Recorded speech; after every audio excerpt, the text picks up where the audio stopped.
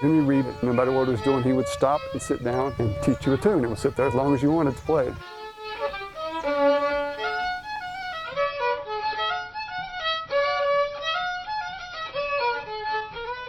I think he had one of the most diverse and biggest repertoires of any fiddler recorded. Real unique blend of tunes, really.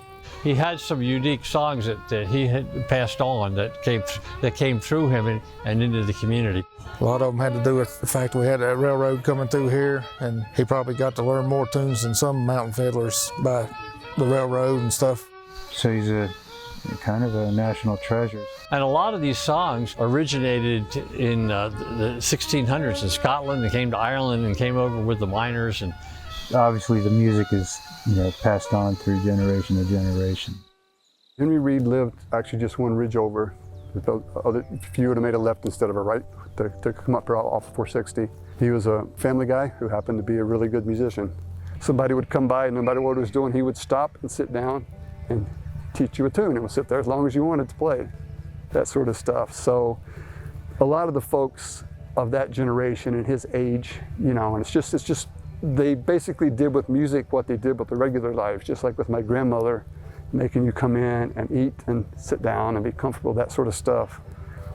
They did the same thing with the music, so it's just kind of like there's somebody who wants to learn it, they sit down with them and they learn it, and they are very patient with them to learn it, so it kind of, slowly grows out from that, because then when they're, an older age, they're probably going to be teaching the same tunes to someone that's much younger than them, and it may be in this area, it may not be within this area, particularly like with tech and in Radford and the schools around here. A lot of the folks come and they may learn these tunes, and then they go off to wherever their home or their job is, right? So they may sit here and go to the Blacksburg Jam or the Jam at MacArthur's or something like that and learned all these tunes, and then they go to Silicon Valley or Boston or whoever their job takes them after they graduate, and now those tunes are there, and hopefully they'll be grown out from there. For the very best in bluegrass, listen to WNRV, The Ridge, AM. Yeah, obviously this is the lobby. And this is our studio here. We have a sports show, 9 to 10 Saturday mornings. We also have bands in here.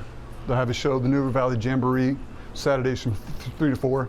So we'll do live bands in here. We'll go out and record them at town festivals or Fiddlers conventions, all sorts of different things. So basically, the recordings I have for the show are from done in here, as well as Henry Reed Fiddlers Convention, Giles Fiddlers Convention, some stuff at the Floyd Country Store, just all over the place.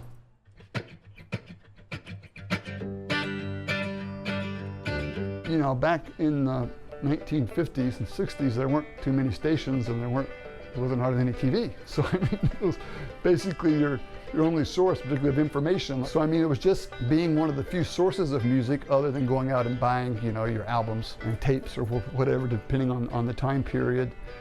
But it kind of kept it going, and then by us coming back and changing the format to bluegrass, which was just like a natural fit for the area, because there are no 24-hour bluegrass station. We're the only one. Like, there's a couple of the stations that will have parts of the day, or certain days of the week or something like that, but we're the only one that's 24 hours. The other thing is that with the internet stream is that people listen all over the world, actually, like literally all over the world. I got an email from a guy that said, I'm sitting here listening to your good bluegrass in the mountains of northern Thailand. And I had a guy from Rome send me an email asking me about a song he didn't recognize. It was a song by the local group Gold Rush, whose mandolin player is the guy that owns the appliance store. I can still see them sway. I can still see them sway.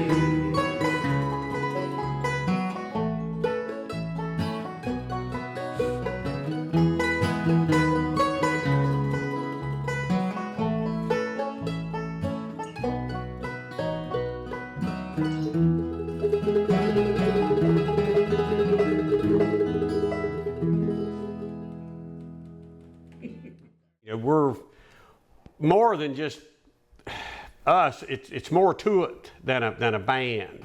I mean, if we want to get together and go fishing, we can get together and go fishing. If we want to go do whatever, you know, play golf, yeah, we play. But you know, and we're just a bunch of friends that get together, but we also play music. I started dating my wife, who was in a musical family, and about the same time I started working for Mike. And Mike sold the instruments, and so at lunchtime he would play music, and I would sit around, and I just picked a guitar off the wall, and I said, "Show me how to play this thing," and he showed me how to play it. You know, and as soon as I was able to make a chord that sounded somewhat musical, I was kind of hooked after that. I always told people to come to the store, you know, looking at a guitar, and they said, "Well, I don't want." It don't matter how good or how bad you play. Playing music, everybody has the same amount of fun. If you're good or bad, you still have fun doing it, you know. Personally, I used to be that kid or somebody that couldn't play or couldn't hardly play, and you know, Mike would take time out of his day to show me how to play something, and I know I aggravated Alvin to death at one time about showing me how to play stuff, and so it's, you know, that's just kind of it's like an unwritten rule, you know, you don't want to discourage anybody from playing.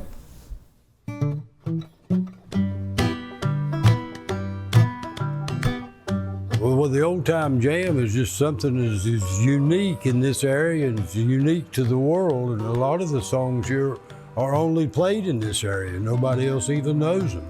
And we draw people from every aspect of life. People will be here from all aspects of life tonight to listen to the music and to sing, and some of them will even dance. It's a wonderful time. We've had people come here from Paris, France, the University of Chicago, China, and tonight we have Barbara Scott. She's an internationally known songwriter and lyrics and guitar player from North Carolina. She'll be here tonight along with our regular group. I've met a lot of people that I would not have met if it wasn't for music, and we have formed several close friendships through music. It's nice to see other people come to this community. It's just, we're a small community, so we've had a couple people that play with us now that moved from other places to here to play with us, so it's nice to kind of share our story. So we actually are transplants from Celanese. So Celanese moves my husband around every few years, although I've now decided Giles County is where we're staying.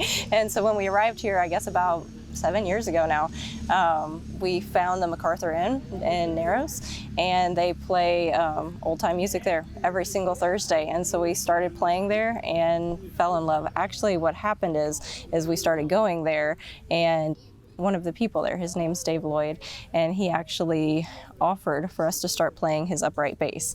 And so we started playing with his upright bass, and then he's like, "I know somebody who teaches the violin. Would you be interested?" And that's something I've wanted to do my entire life. My grandpa actually used to play, but he passed away when I was 3, so I never got to hear him like really play or something. So, but everybody knew him, like, and this was the type of music that he played. He played old-time music, and so when I could hear them, I felt like it was connecting me to like something that I'd missed out on for, you know, all my life. And so Dave got me started playing the violin, and now it's the fiddle for how I play it. But that's what we do every Thursday now. It's like they've just really accepted us, and I don't know if I think it's just the community they have there. They're just super welcoming. Anybody who comes, they want you to play, they want you to set in, even if you don't know what you're doing, like was for me for like a solid 4 years. Like I literally more or less just held my instrument, and they still wanted me to set in the circle with them and be a part of it. And since then, we've just kind of become family. It's great.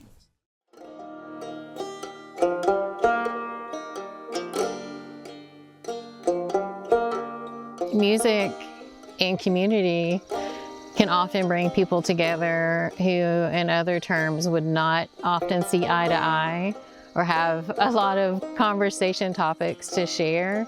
For me, it breaks down all the barriers when you have community coming together for a purpose of preserving and playing music and just being together in fellowship with your neighbors.